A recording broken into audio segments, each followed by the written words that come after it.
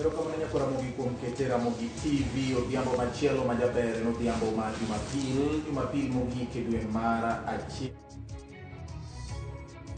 En odiechieng' mar 26 nyaka nchane oganda donje higa manyien mar 2025. An gi mor ka rwaki ni machiegni ratil ma bende wagoye mbaka wapime piny wayiengo piny wang'eni to kanye ma oyiek ni kodhiye to kanye madipoka pek nyalo bedie. Odhiambo ma kawuono nyakwa Ramogi yiena mondo arwaki ni machiegni kanyise ni wadhi go mbaka kaluwore kod gik ma waseneno e pacho ka ahinya to mendni e kind bad sirikal kata thuk sirikal maduong' miluongo ni executive kod thuk sirikal machielo miluongo ni the judiciary. Nyakwa Ramogi weche osebedo ka gintiere. Nitiere thuk sirikal adek ma kaluwore kod pen chik to winjo bed ni tiyo gi yo mar tudruok gi coordinate moro timo moro chopo kamoro moro wene wadgi nitie ng'ato ka ng'ato gi tije. Kata kamano kwa ng'iyo thuk sirikal mar executive kachiel kod mar bad doho kata judiciary nitie kaka meni osebet. Kinde mokalo chien thuk sirikal maduong' miluongo ni executive ne ng'ur ni nitiere buche moko manitero e doho machal gima ne itemo thir godo chenro mag sirikal.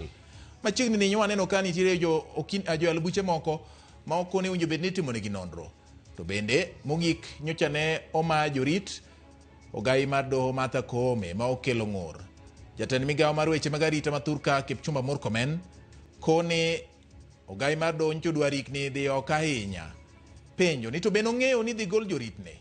Chik wacho nang'o e mano? Dipo ni nitiere kaka thuk sirikal maduong' mar executive thiro doho koso mendni ni wuok kanye to inyalo tieke yo machalo nade nyakwa Ramogi.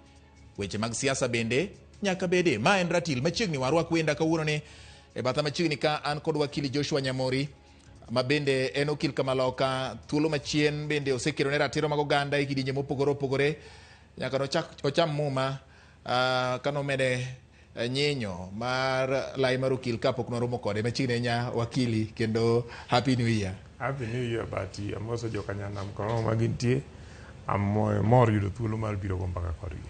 Erokamano machiegni nya ratil. Mar ariyo diere ka an kod Newton Ogada ma bende jasiasa obro ng'iyono to gangoch siasa opimo weche matimore gi yo machalo nade machiegni Newton. Amoso jokanyanam ni oimore uru. Wadhi bedo ka gitwak maber kendo wadhi ng'iyo kako chal. Erokamano. Okil kamaloka machielo iluongo ni Ochieng' Wambai machiegni nya wakili. Moso jokanyanam no imre uru. Erokamano bati kuom rwaka e ratil. Ok wadaketho sa. Wachaka en ang'o matimore? Achako kodi wakili Joshua Nyamori. Ang'o matimore e thuk sirikal ma bende winjo bed ni kaluwore gi dwaro mar chik winjo bed ni tiyo kanyakla, the executive gi the judiciary? Ang'o matimore ka? Ing'eni executive gi judiciary ok nya tiyo kanyakla. Nyaka bed ni nitie ga tension e kind executive gi judiciary nikech judiciary tije en oversight kata ng'iyo gik ma executive timo, and therefore nyaka bed ni nyalo bedo ga tension mano. There should be not be a problem.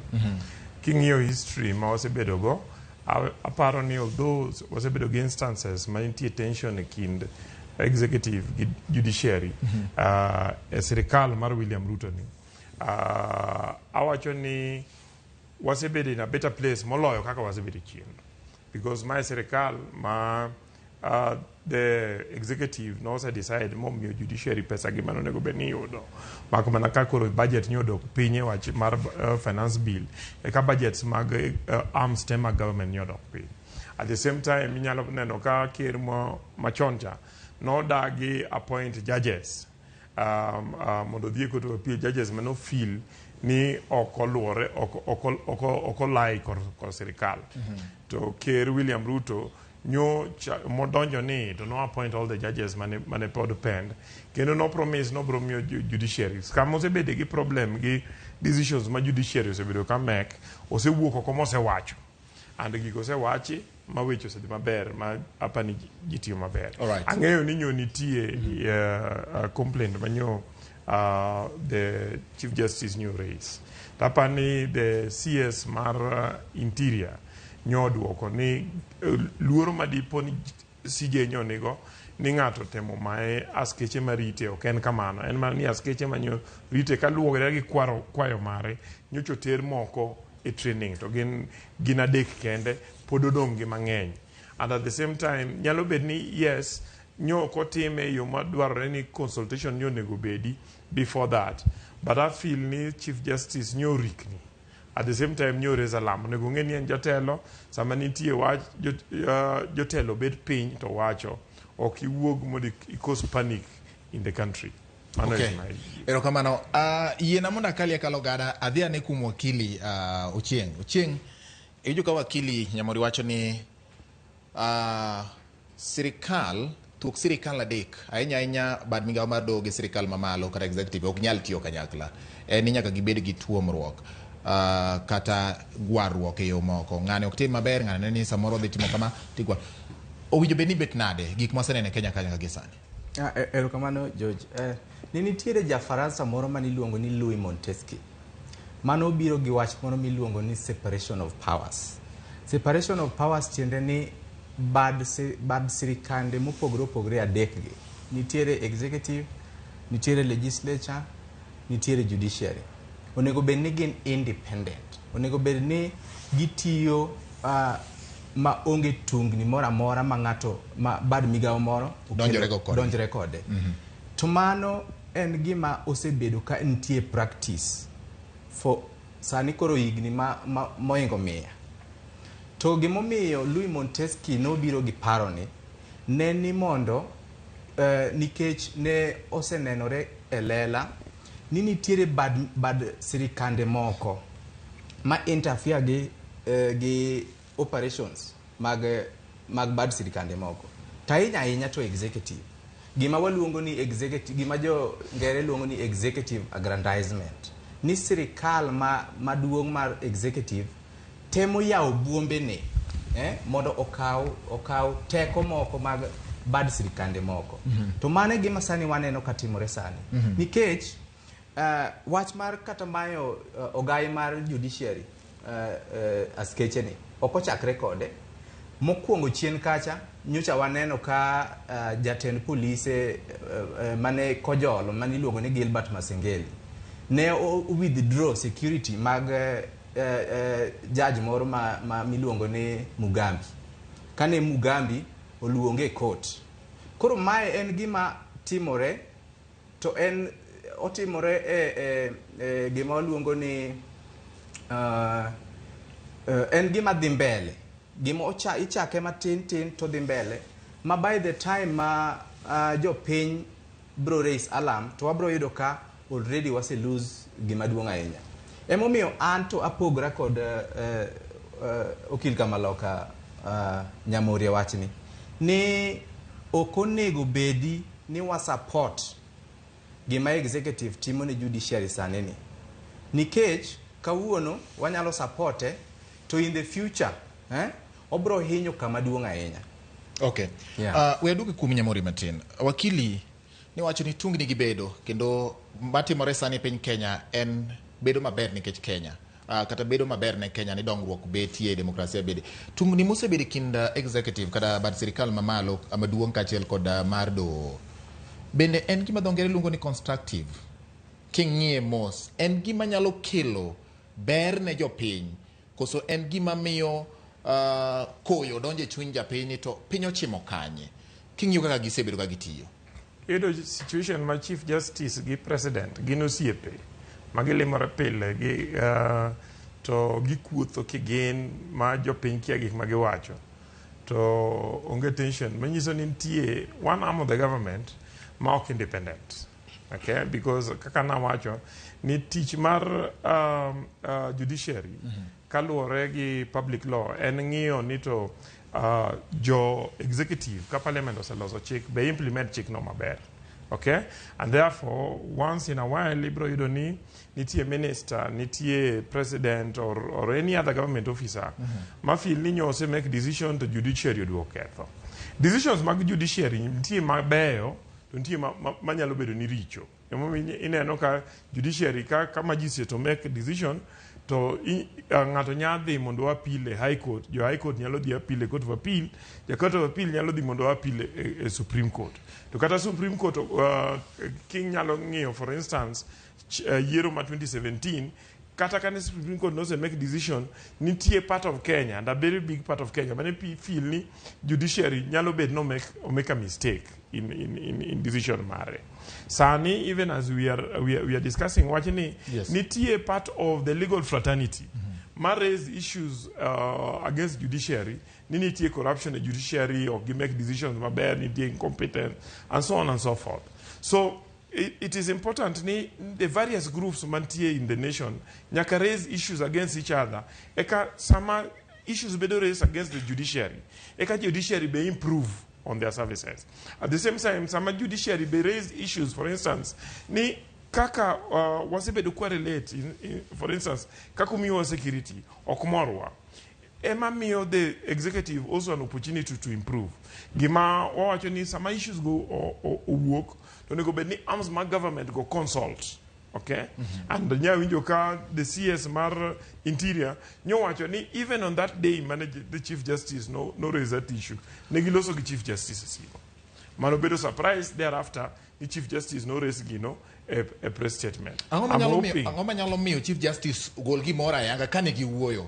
It is possible Nisa Moro no kotim gik moke yuma odwaro as an individual.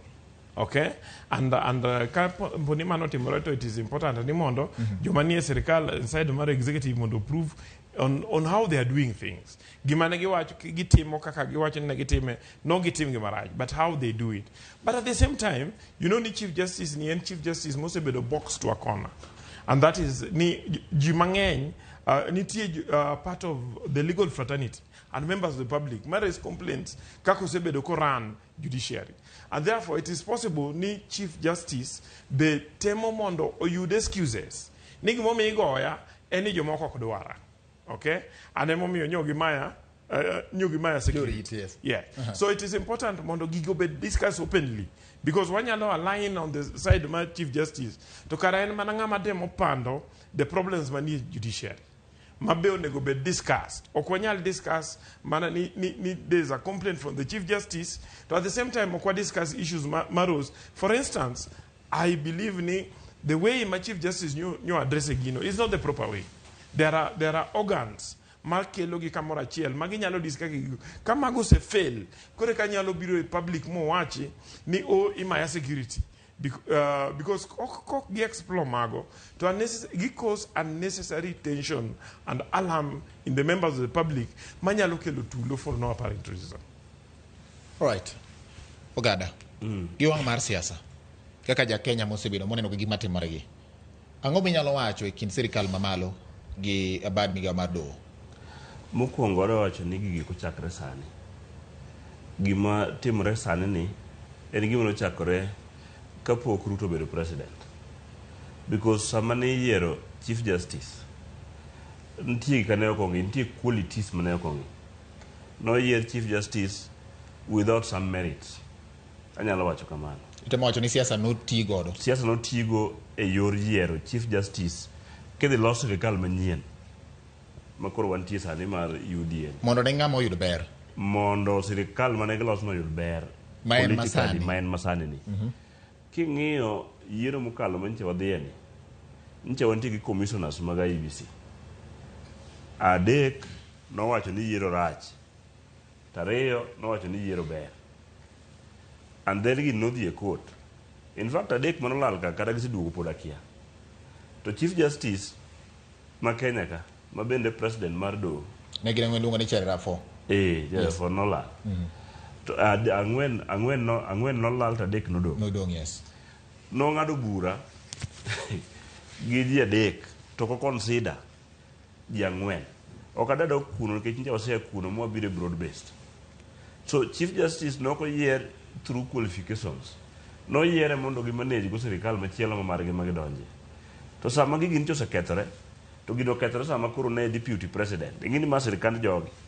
Sama koro ne gisebale odgi mar deputy president, ta paro kaka ja siasa ni nyaka bed Chief Justice ne nitie line mar deputy president machon.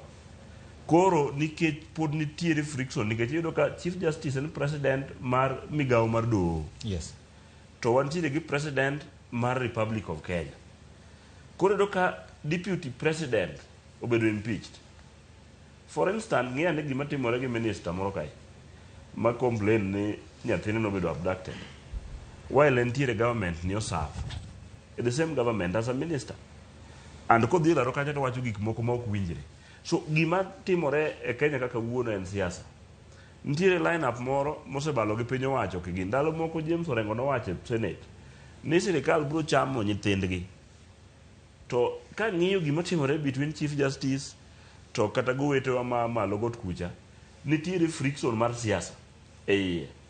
Itemo ni mondo koro puodho odni obed maber, to odni be ok nyal bet maber nikech nok oyude yo maber, to nikech nok onwang'e yo maber, jok mane ok changia mondo yude yo marachno, be nie sirikal to gibaro gi piny owacho. Koro miyo gini en in-house deal, mantiere gik mapok giwinjore. As a Chief Justice, ok nyal wuok madhi e press mowach nomiye security, omaye security, ka ok omaye. That is the fact. Because an arm of the government, koonge kanyo sirikal be pod waonge godo. An arm of the government. Inyalo paro Chief Justice Maraga, kano nullify election. Ntie pande makoro ne ok dware kabisa. But kani ing'iyo gik manotere court momiyo noketho yiero, ne gin gik manotimore. Okay. To kane ing'iyo yiero mokalo, gi sirikal makoro wantie kawuono ni, ma e sirikal mokwongo bedo Kenya ka, ma reshuffling mar ministry osetim within 2 years. Ma jomoko mane ministers obedo ma ok ministers, jomoko kia obet nade, jomoko bere are crying. Ma e the first government, akeka moko nobet nikech machon go na onge. Ma deputy president obedo impeached within 2 years. Ma en tisa ni kore ng'ama nitie dala kuchuchu. Ori group gi jomoko. So gima timore kani ok en gima wakili ne wacho. Ka nitiere siasa idwa los kaka iloso piny ot ing'eni inyalo po bati inyalo po kata kawo nyako moro ibiro ge ot ni jaodi. To sirikal man gi kano wacho kudhi dak opogore gi mantie within the floor. Ogara lweny manchane gore, lweny manchane nitiere kata gima nomiyo ogol Gachagua e ofis. Ne oko oluongi e do ni nitiere gimoro manotimo ne do momiyo nogol e ofis. Ere kaka ma koro donjore gi do? Gima temo wacho ni nyalo ka samoro president mar do ne line mar ng'ama njubido impeached. Okay. Koro en politics. Wakili Chieng. But adwaro ni wang'i historical perspective mar wachni. Kuma wachni oaye, tiende, kuma oaye, nyaka wachop kawuono. Eka wadhi understand tiende ni kanye baba. Gimomiyo gini timore. Yes. Adwa duoki chien e tend Uhuru Kenyatta.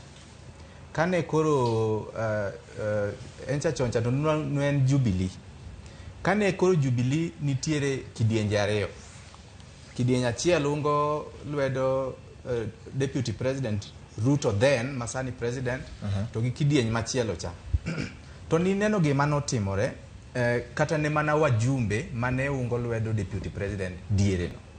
Achiel kuom gik mane timore en ni mayo gi security. To ma en gima ni public domain. En gima notimore ma wang'e. Securities gini mayo gi to ne gin jomi maka titere do maonge gi cases moko maonge gi evidence, cases maonge gi evidence ma nyocha ni neno ka bende Director of Public Prosecutions owito oko. Koro mae en gima en gima structured and target structured against the judiciary. To kata king'iyo maber tidhi neno ka nitiere okinde moko sani madongo ma oyawo lweny gi Chief Justice. To magi ok gik matimre atima nono. Nitiere ng'at moro ma nyayo majno mar golo jatend judiciary ni office. Itemo wacho ni nitiere plot mar golo nitie joma dwani Martha Koome owuogi. Emomiyo gitimore. Correct. Gin ng'agi di tang'o momiyo gidwani Martha Koome owuogi. Nikech king'iyo ka sirikal ni loso Martha Koome ema jomane ni oko mar sirikal kata jomane paro ni ne ok ong'ad bura maber ne wacho ni Martha Koome nodok na sirikal ni nyiso ni ne en pata gi dhot gi sirikal matiyo sani. Gin ng'agi ni manyalo dwaro sani ni Martha Koome mondo gol e ofis. To nang'o? To ema nyisi an bende kako gado wacho ka nitiere siasa moro matugre kae. Inyalo yudo ni kinde mokalo chien cha. Yes. En adier ni jatend do Martha Koome ne en pata gi dhot gi sirikal. To mano en gima sani ok wanyal ng'eyo ka pod gin pata gi dhot. Nikech nitiere chwanyruok kata mana e sirikal ka. To gini kidwa ng'iyo maber, kidwa neno gima sani timre, gigi ochakre mana bang' ka osegol deputy president Rigathi Gachagua. Matiende ni nitiere siasa moro mane otugore kata mane doka ma Martha Koome ne ok obiro ok otimo gik mane sirikal dwaro. Emomiyo sani idwaro nogole. To bende ing'iyo ka sani nitiere weche moko mawachore ni nyalo betie ni ok wadhi bedo gi yiero e higa mar 2027. To among gik ma nyalo timore mondo wakos yiero en number 1 ni kata sani as we speak pok wa constitute IEBC. IEBC chik wacho nonego bed ni bedo constituted not later than 1 year to the next election. Not later than 2 years to the next election. Sani seche sudo to pod waonge gi IEBC. Again, kasani wasechako loso e golo Supreme Court judges. Matiende ni by the time ma election onego bed ni timre, waonge kata mana Supreme Court. Pok wa constitute Supreme Court. Koro magi gin an kaka nene en a structured plot ma to ensure ni kochopo seche monego bed ni wan gi yiero e higa mar 2027 to kata mana yiero no ok nyal timore. Ochingo iwacho gimoro ma wapenji. Iwacho ni gigi nochakore bang' gol e tich kata ofis mare mane en jalup jatend piny Rigathi Gachagua. Yeah. Tanyalo paro kapod Gachagua ni ofis. Ni nitiere tungni manobedo e kinde en owuon gachiel kuom joyal buche. Yeah. Mano koni ne en jal buche mane jamibadhi kendo mano rocho ratiro mare. Kado bedo ni wach ni noduogo kendo mowacho ni koro were godo. To en wach manokelo liet. Ndalo kane ne o sirikal. Yeah. Nyiso ni ok ni sirikal ok ni dok ne Rigathi Gachagua nikech en oko nikech kata en owuon nosebalo gi do achiel ni. Kapok ogol Gachagua, jatend piny owuon William Ruto nong'ur ni nitiere buche moko ma do temo duodo godo chenro mage. Mane pok ogol Gachagua. Ang'o momiyo magi ne timore? Ang'o mosetimore kind kidienje ariyogi? To kata mana wach Gachagua kende. To mana kaka iwacho adier no ni nitiere tungni moko e kind executive gi doho ma executive ne claim ni do chocho programs mage moko. Mano e achiel kuom gima temo wacho ni sani kawa wuoyo sani nitiere possibility ni jatend doho gi executive ok ti together. To mano is one of the reasons momiyo nitiere kidienje mago kinde jok manie sirikal gi many others matemo ni mondo gol jatend doho to kod judges moko mag Supreme Court. To mano king'iyo maber en structured target mondo executive constantly ogo judiciary. Okay. Wapenjo Okil Nyamori.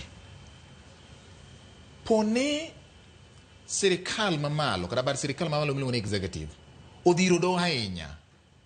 Odhiri ahinya moyuke motunge momae tiende monyalo chungodo malong'o.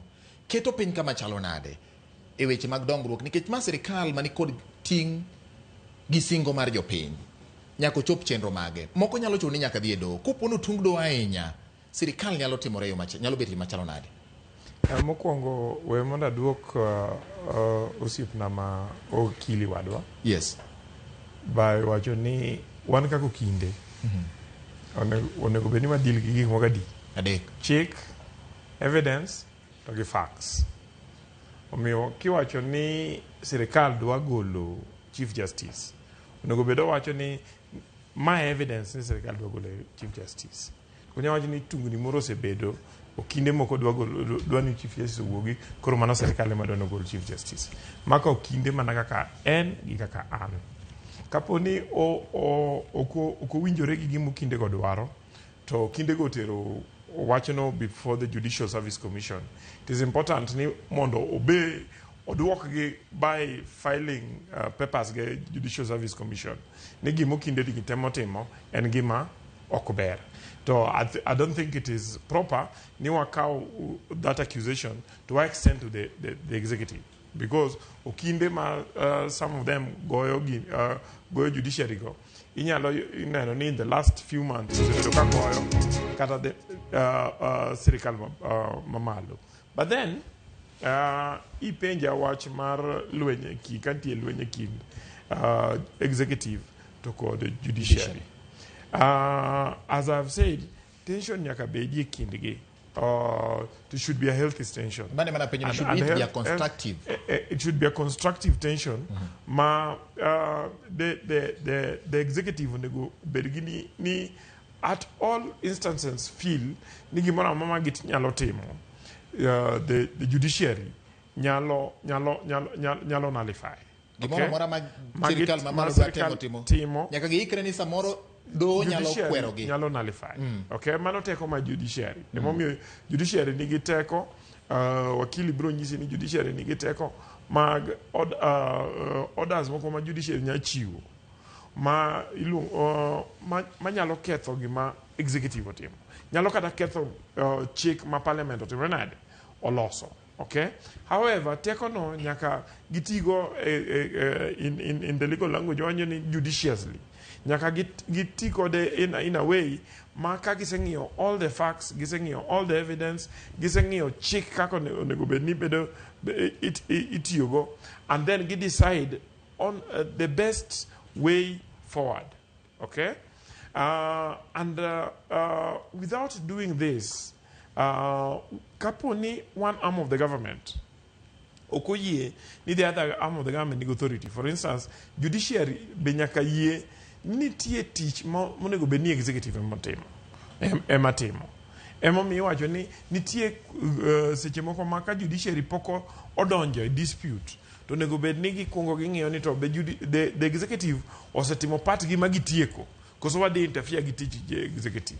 Okay, and without this conflict nyaka bedo market pain. Okay, and no, almost always the loser and first and foremost the judiciary. Okay, a very good example ne waneno in India kane sirikal mar nyar Mahatma Gandhi niluongo ni Indira Gandhi negore gi judiciary at some point nogore gi sirikal no mogolo otamo Indira Gandhi chung. Okay, but kane odugo chung later after one term modugo or take over to no go regi judiciary mano chuno judiciary ma India ni mondo diogo chongi embele executive. So lwenyi mar executive gi judiciary most of the time in the long run judiciary kunyalo win. Okay, however ka wan gi nego bedi wan gi president ma always assure judiciary ni wabro mi space mar timo tiju kendo wabro winjo gimo wacho, but at the same time wabedi gi judiciary mang'eyo ni kik gikal mpaka sama gi hold the executive to account. Gi make sure ni giwe ne executive thuolo mar executive timo tijgi without unnecessary and undue interference. Okay. Chopo kanyo gada ma koro gini nyalo tungo piny. King'iyo weche mag siasa nikech piny iwacho ni sani piny samoro chal ka gima oti ma mbek. King'iyo weche matimore gi sani. Diponi judiciary no dhi ahinya modiyo executive kata bad migawo mar doho nodhi ahinya modiyo sirikal mamalo motere gi jatend piny William Ruto makoro sirikal bende wacho ni uparo ni wan monge gi kokwa wambe koro wan gi kokwa wadwani mondo gwarruok ni diketo piny kama chalo nade weche mag ingeni king'iyo gini kaka an ang'eye kech adwa wuoye siasa ji ariyo gi okil gin gidhi e doho kucha nitie ng'ama defend koni ng'ama defend kocha, but kang'iye politically do ma wantie go sani ma koro nitie gi kome ma wach ne chendo kani no install a government ka onge clarity ne ok ginyito weyo moriere ma sirikal ni obetgo because ne wan gi complain e court ma complain ne dwaro the 7 the 4 ne onge the 3 nitie. So kane giloso sirikal ma gilando ni ng'ama dhi tiyo piny en ng'ane kaluwore gi evidence mane gintiere godo ka ok gi consider ji ang'wen mano complain. Omiyo gibedo gi teko moro ni gin manigi install the government. Koro ginyalo timo gitimo ang'owa gima gidwaro nikech ka ok utime to nitie power mane watiyogo kata rieko mane watiyogo.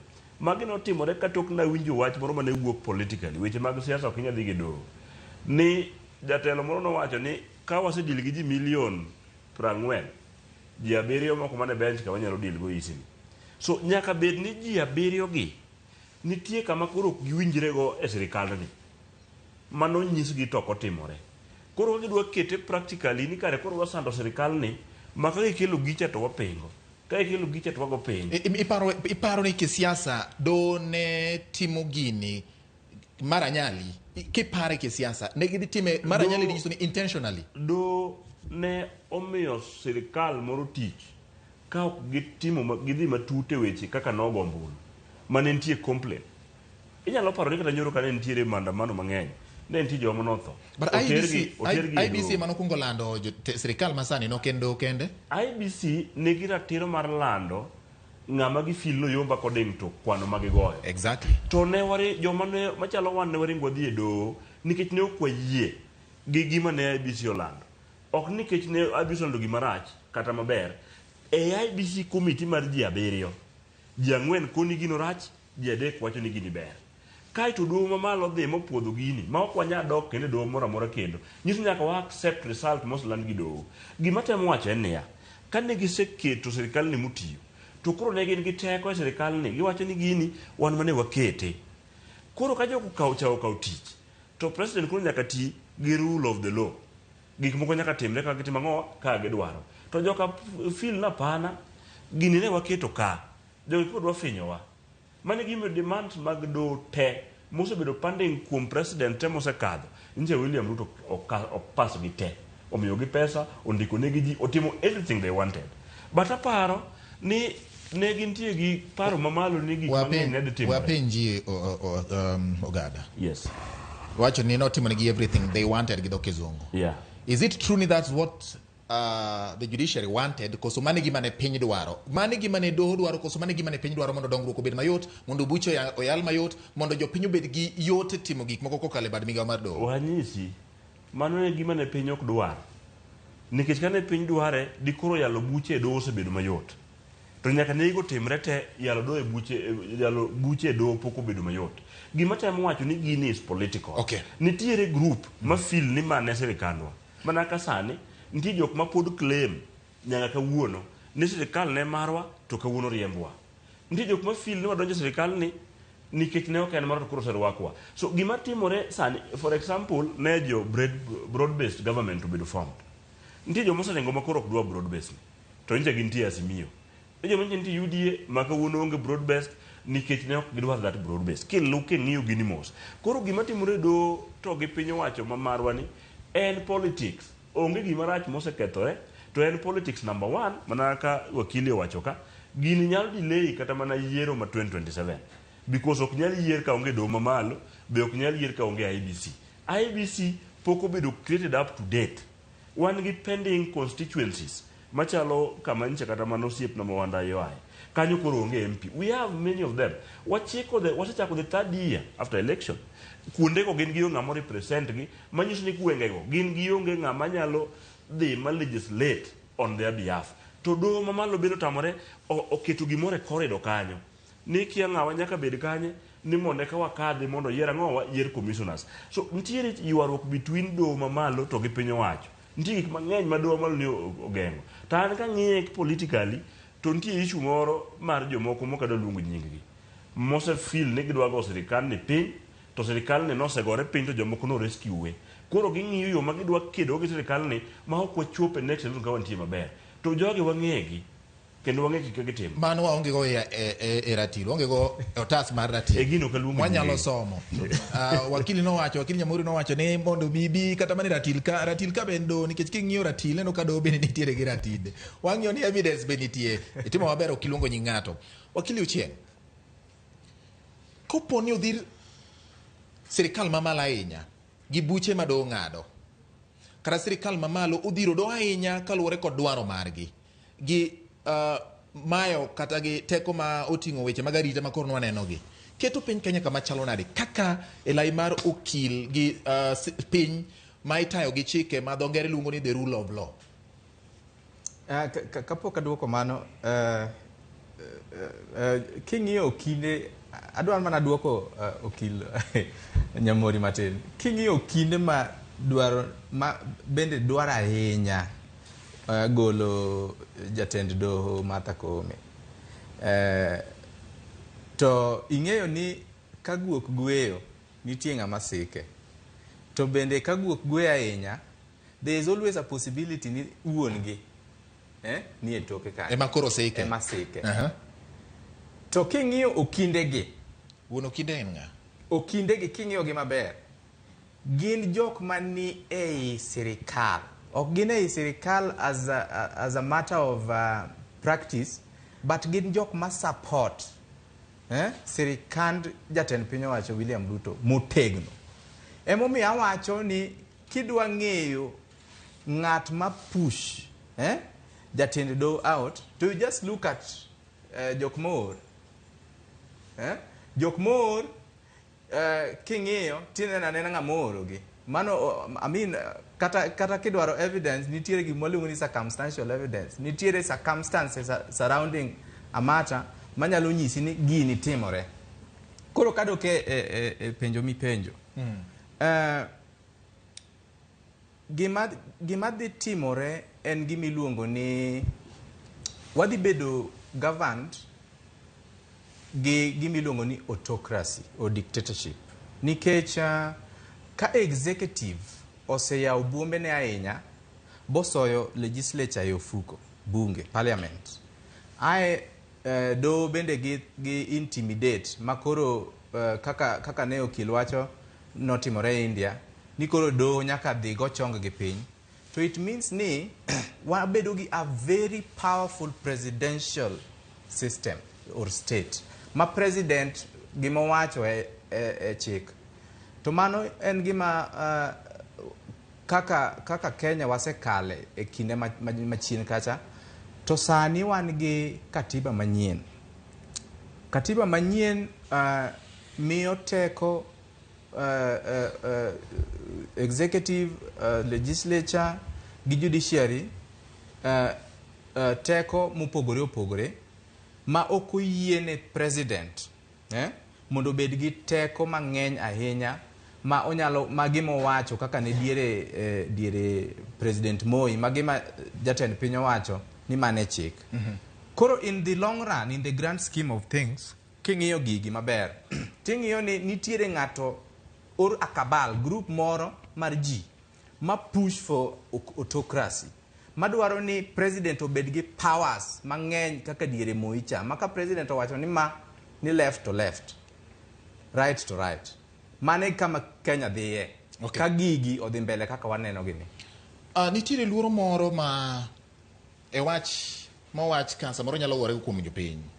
Ni poni gik moko dhi ma ogol kata mana migawo mar do, bad migawo mar do ahinya to apisi kata do maduong' mogik ma pacho ka Supreme Court.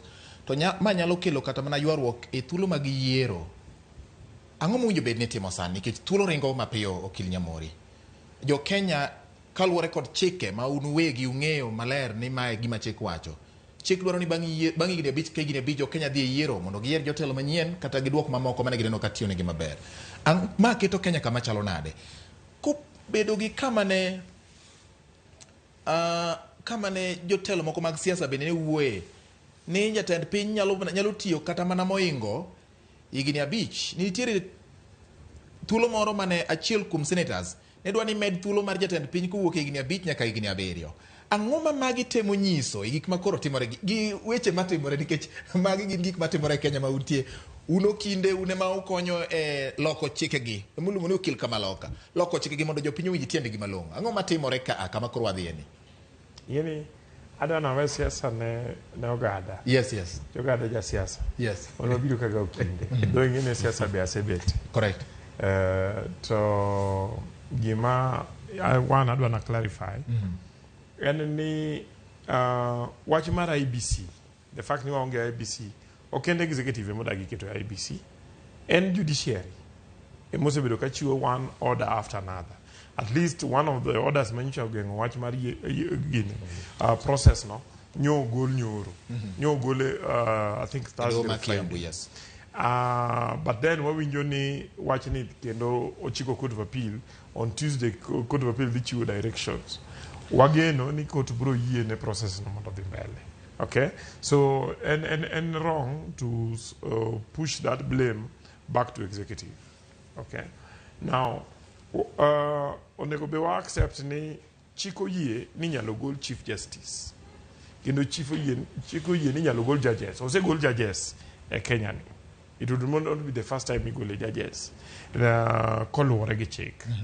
And therefore, can Kenya mora at any one point of the country feel okochunia kubedo ki kata mana mama mboga moro feel ni kata mana moro manie e korgwe feel ni nitie case ne mama nyo yal mochopo Supreme Court to Chief Justice nyo bete process moyalo case ne in a way moko okoluwore gi chik. Okay, to nyalo file a complaint, a Judicial Service Commission, and with that process nya chakore mar ng'ani to benyo gitimo gik moko lore gi chik koso gitimo. Mama miluongo ni baraza no gol mana nikech non dhuno no iwacho no siemo kata non dhuno jarit. Okay, so it is possible ni nyalo gol. We are hoping ni kaponi nitie issues ma justify mondo go Chief Justice to gin gik mibro yal kendo publicly ma jopiny bro winjo gima timore and then a decision bro bedo made. But kaponi issues go yud ni gin issues ma onge tiendgi to Judicial Service Commission bro witogi mondo judiciary obed gi stability. To gimita ma wacho kwa tieko en ni tungni ma timore kind sirikal mamalo gi judiciary en gima kawaida. No, what I'm saying en ni